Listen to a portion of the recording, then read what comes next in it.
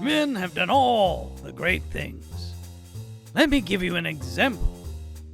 There would be no America if it wasn't for Christopher Columbus. There would be no Christopher Columbus if it wasn't for his mother.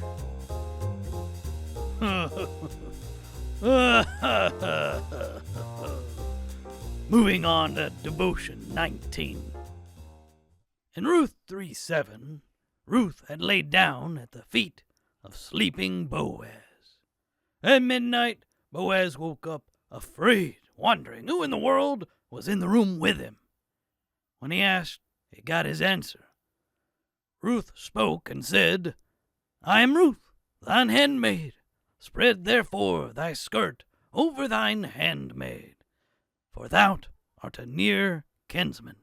She was proposing to Boaz. She was also a Moabitess.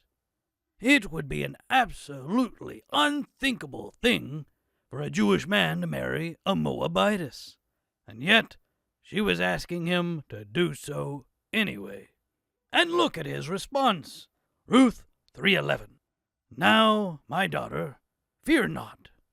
I will do to thee all that thou requirest, for all the city of my people doth know that thou art a virtuous woman. Boaz agreed to marry her, and he did so based on one criterion. Everyone knew that Ruth was a virtuous woman. It was not her background that mattered to Boaz. It was her belief in God and her behavior that proved that belief in God. Do remember every day that while you cannot change your background does not determine your destination in life or in eternity. Your belief in God and behavior that proves it is far more powerful than your background could ever be, no matter how bad that background may be. A good lesson, Ralph. So what do you think about this virtuous woman, Ruth? You know, Alice, I was just cutting up.